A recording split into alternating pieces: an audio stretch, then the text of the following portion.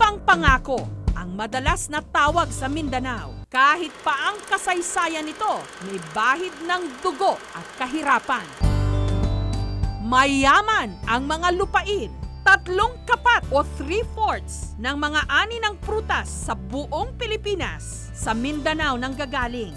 Malaki ang pag-asa na ang mga prutas ding ito ang magbabangon sa Mindanao. Lalo pat ang isa sa mga pinakamaunlad na lungsod ng Mindanao, ang Davao City, ang tinaguriang Fruit Basket Capital of the Philippines. Bukod sa durian, maraming malawak na taniman ng mangga. Sa mango farm na ito, inaalagaan mabuti ang mga puno ng mangga, lalo na kapag hitik sa bunga. Maunang mangga na mo diri sa Davao, among baluton o newspaper para dili tamaan ng insekto. Pag nahinog, pinipitas. Ang pagpalit nako all-in ito, dried, export quality at local Manila o local market diri sa Davao. Ang diferensya aning among pang Hong Kong, gwapa gyud nga mangga. Nasa 250 grams pataas para pang export na namo. Wala diferensya sa panit. Grain pa gyud among hinog among harbison diri sa ang mangga ma'am kay og hinog na siya, marami ng damage magtagak, mahulog na siya. Depende sa buyer man, maghinog. Sagana sa volcanic soil ang mga taniman ng prutas dito. Kaya naman masarap ang kanilang prutas. Pati na ang isang klase ng prutas na tila may dala raw himala. Pangkaraniwan sa mga bakura ng Barangay Biao, kakulay ng buko pero tumitimbang mula 3 hanggang 8 kilo. Ang laman parang guyabano pero maliliit ang mga buto, medyo mapakla at medyo malansa. Pero ang juice o katas nakakapagpagaling daw ng ilang karamdaman. Kaya naman tinawag na miracle fruit. Ito ang calabash. Nung nadiskubre raw ni Emilia ang nakatanim na miracle tree sa kanyang bakuran, naengganyo siyang dagdagan ito. Naghingi ako ng isang seed bag ng miracle fruit. At dito ko tinanim, ito yung una kong tinanim. Nagtanim ako dito, baka magamit ko rin. Kasi isa din ito sa mga medicinal plants. Ang mga bunga na ibibenta niya mula 20 hanggang 50 pesos. Oo, kasi hindi ganun kalaki yung sweldo dito sa yun ng asawa ko. Isipin mo naman yung may order na 5,000. Magandang ano na yun sa akin kasi ano lang ako, housewife lang ako. Dito lang ako sa bahay nag-garden. Isa sa mga bumibili ng miracle fruit kay Emilia, si Vilma. Ginagawa niya raw juice ang bunga at ibinibenta.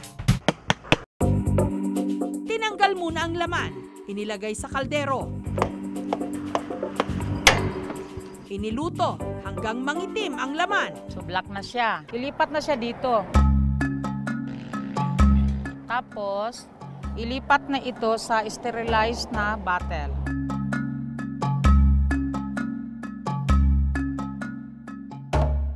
Medyo pait-pait gam, okay man kayo. Parang swerte na talaga kasi from the very start, na-engage ako nito, parang madali na yung pera. At saka kung ano yung gusto kong bilhin ko, mabili ko na. Sabi ng doktor, mayroong bukol-bukol ang apdo. Tapos sabi niya, ngayon wala nang diferensya ang ano mo, apdo ko. Araw-araw ako nagainom, ang isa ka baso, buntag udto hapon. Resitahan ako ng doktor, hindi ako nagainom. So basically naman, lahat naman ng mga fruits and vegetables, meron talaga siya, no? Yung sa calabash naman kasi, according sa mga studies, meron naman talaga siyang healing effect. Lalo na pag mataas ang antioxidant effect ng isang prutas. Mas okay pa rin talaga magpatingin sa doktor para at least naman ma-advise namin na mas mabuti. Isa pang prutas na sagana sa sarangani, ang suha o kung tawagin dito, baungon. Alamat ng suha ay nagsimula yung suha na mapait at saka maasim nang pinaglihian ng isang babae. Kumuha siya ng suha kasi gusto niya kumain ng maasim kasi yun talaga ang gusto ng babae, ang maasim na pagkain pag naglilihi siya. Kaya kinuha niya yung suha ng kanyang asawa at kinain niya ang suha. Karamihan ng suha ngayon ay mapait na at saka maasim kasi pinaglilihian na siya. Ang 3 Tribo ng taga-Kaulo, suha ang inihahalo sa kanilang ulam. Meron silang suha kabugaw o kinilaw na isda na may suha. Uunahin ko po paglagay po itong luya, sibuyas. At isusunod ko rin po ang pipino. Asin, galing po sa niyog ito. Kalamansi. Lahat ng mga ingredients po, pinagsama-sama ko po. Ang isusunod ko ay ang suha o buongon.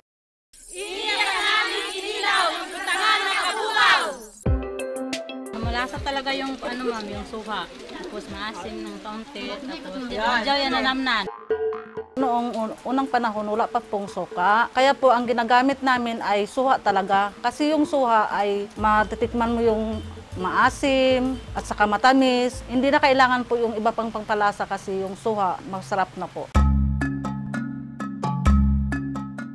Dito pa rin sa bayan ng Malungon, matatagpuan ang mahigit 20 ektaryang lupaing ito na may mga puno ng mangga at buko. Ang may-ari nito, ang pambansang kamao at ngayoy senador Manny Pacquiao. Bukod sa malawak nitong taniman, meron ding rest house. May maliit na gallery ng mga larawan ni Pac-Man.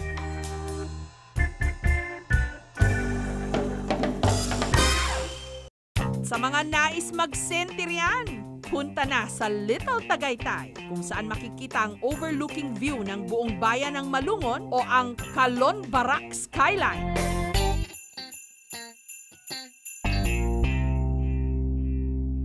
Ang mga prutas ng Mindanao naway patuloy na magbunga at magbigay ng kaunlaran pati na kapayapaan sa lupang karapat-dapat tawagin ipinangako.